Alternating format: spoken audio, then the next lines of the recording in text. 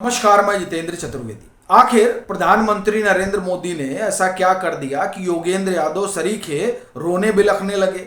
वो एक सभा में ये कहते हुए पाए जाते हैं कि मैं तो लोकतंत्र बचाने निकला हूं। वहीं दूसरी तरफ जो लोकतंत्र के सबसे बड़े अलंबरदार हैं और इस समय जो विपक्ष हिंदुस्तान का उसके पोस्टर बॉय बने हुए हैं राहुल गांधी, वो रात में गुरुग्राम पहुंच जाते हैं कुछ लोगों के साथ।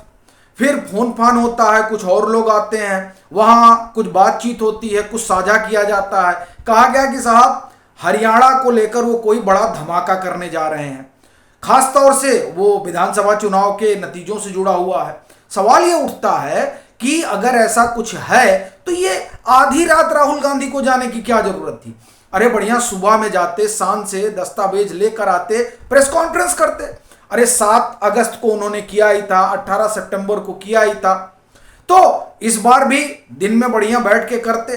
अब वहां रात में क्या जुटाने गए थे, ये बड़ा सवाल उठ गया है कि साहब जब आपको नरेंद्र मोदी की सरकार को कटघरे में खड़ा करना है तो रात में जाने की क्या जरूरत है। अरे दिन के उजाले में जाइए। अब रात के अंधेरे में जाने का मतलब है कुछ तो है जिसने पैनिक बटन दबा दिया है कांग्रेस के पूरे इकोसिस्टम में। तब सवाल यह उठता है कि क्या है असल में नरेंद्र मोदी की सरकार ने, आप ये कहें कि रातों रात जो फैसला लिया है उस फैसले ने पूरे तंत्र के भीतर कोहराम मचा रखा है। अब प्रश्न उठता है कि ऐसा कौन सा निर्णय ले लिया गया। तो दरअसल हुआ क्या है कि जो पुरानी फाइलें हैं वो खोली जा रही हैं और नई फाइल बनाई जा रही है। अब ये जो पुरानी फाइल खुल रही है ये दरअसल कांग्रेस के लिए समस्या का सबब बनने जा रही है। क्यों? क्योंकि इन पुरानी फाइलों में जो पुराने, आप एक तरह से कहें कि पापी हैं, उनके कारनामे उसमें दर्ज हैं, पर उनके ऊपर कोई कार्रवाई नहीं हुई। तो जाहिर सी बात है कि कार्रवाई नहीं हुई, इसका मतलब यह हो गया कि कांग्रेस के दौर में बावजूद इसके कि उनके खिलाफ कई सारे आरोप थे, दस्तावेज थे, लेकिन उस पर कांग्रेस ने जानबूझकर कोई कार्रवाई नहीं की। क्यों नहीं की? क्योंकि तब नेशनल एडवाइजरी काउंसिल हुआ करती थी और उस काउंसिल में आप ये कहें कि उसकी जो चेयरमैन है वो तो जाहिर सी बात है कि सोनिया गांधी थी, लेकिन उस एडवाइजरी काउंसिल में जो मेंबरान थे वो सब एनजीओ से जुड़े हुए लोग थे। तो अब एनजीओ से जुड़े हुए लोग और एनजीओ के लोगों का ही काला चिट्ठा, तो कैसे कार्रवाई होती। ये मैं आपको इसलिए कह रहा हूं क्योंकि एक आपको पहले उदाहरण देता हूं और वो उदाहरण सीधे तौर पर लद्दाख से जुड़ा हुआ है, सोनम वांगचुक से। सोनम वांगचुक को लेकर 28 फरवरी 2007 ये तारीख है, आप याद रखिएगा। थंबनेल में हमने वो नोटिस लगा रखी है, वही नोटिस जारी की गई थी किसको? सोनम वांगचुक को।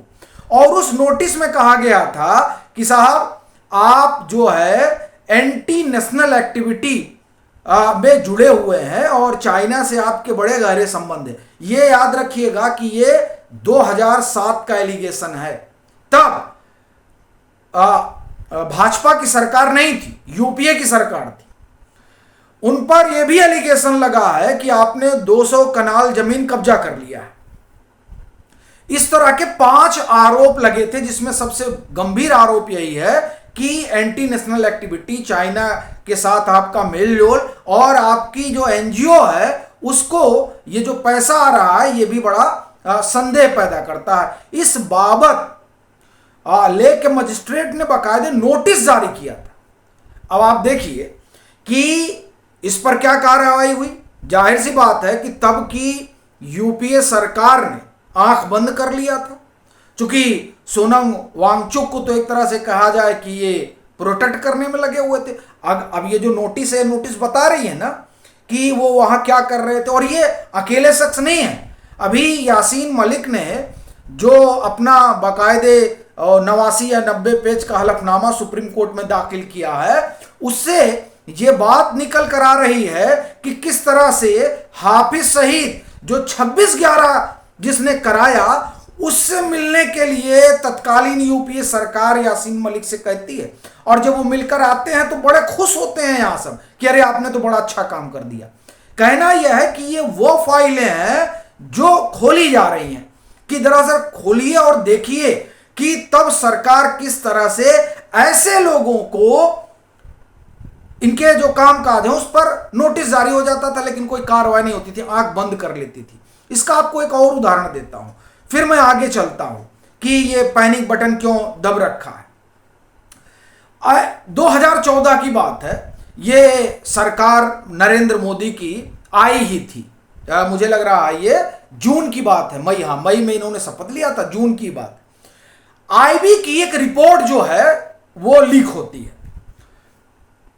उस आईबी की रिपोर्ट में ये होता है कि ये जो तमाम एनजीओ हैं, उस एनजीओ की वजह से 2.5% जो हिंदुस्तान का जीडीपी है वो उसको नुकसान हुआ है, यानी 2.5% कम है हमारा जीडीपी। अगर ये एनजीओ जो जगह जगह जो धरना धरने बैठ जाती हैं और कामकाज में बाधा पैदा करती है, सरकारी कामकाज में, अगर ये ऐसा ना होता तो भारत की इकोनॉमी और तेजी से बढ़ती। यही नहीं, कई सारे प्रोजेक्ट को ये एनजीओ जो है वो प्रोटेस्ट क्रिएट कर देती हैं और उसको रुकवा देती हैं, जिससे काम बाधित होता है। साहब, ये मुझे लग रहा है तकरीबन 90 पेज की रिपोर्ट थी आईबी की। ये बनी थी यूपीए की सरकार में ही, लेकिन यूपीए की सरकार ने इस पर ऐसे लगता था कि कान में तेल डाल रखा है। ये वो बातें हैं जो निकल कर सामने तब आई जब नरेंद्र मोदी की सरकार आई। फिलहाल अभी जो हम कह रहे हैं कि पुरानी फाइलें खुल रही हैं, तो उसमें एक सोनम वांगचुक की फाइल बड़ी जरूरी है खुलना, और यही कार्रवाई है जो आप ये कहें कि देर शाम शुरू हुई, रात। इसमें क्या हुआ, इसमें पहले तो सीबीआई को लगाया गया कि जरा ये सोनम वांगचुक की जांच पड़ताल करो। सीबीआई लगी नहीं कि पूरा भांडा फूट गया कि एफसीआरए में किस तरह का खेल कर रहे थे, तो फिर रात में इनका एफसीआरए रद्द किया गया, इनकी एनजीओ का। अच्छा, इनकी एनजीओ का जो है कमाल का है हिसाब किताब, पैसा आता है लेकिन कैसे आया, कहां से आया, उसका ये ब्यौरा नहीं देंगे, ठीक है। और आप देखिए कि सोनम वांगचुक के अपना कांग्रेस से भी गहरे ताल्लुक हैं। अब अगर ताल्लुक नहीं होते तो 2007 में इतना गंभीर आरोप लगने के बाद में भी इनके ऊपर क्यों नहीं एक्शन लिया गया भाई? इतना गंभीर आरोप होने के बाद तो सीधे सीधे ऐसे लोगों पर तो देशद्रोह का मुकदमा लग जाता है, लेकिन नहीं, कुछ नहीं किया गया।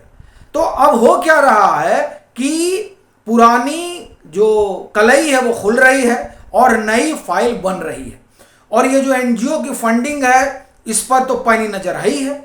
वैसे भी अभी कुछ रोज पहले ही नरेंद्र मोदी की सरकार ने तय किया है कि ये तो तमाम फंडिंग वंडिंग होती है, इसकी जरा फाइल तैयार करिए। तो भैया फंडिंग में बहुत सारे लोग हैं, पूरी लंबी फहरिस्त है, जो आप ये कहें कि जिसको कांग्रेसी इकोसिस्टम कहा जाता है, उसमें बड़े सारे नाम हैं जिनको खूब फंडिंग आती है।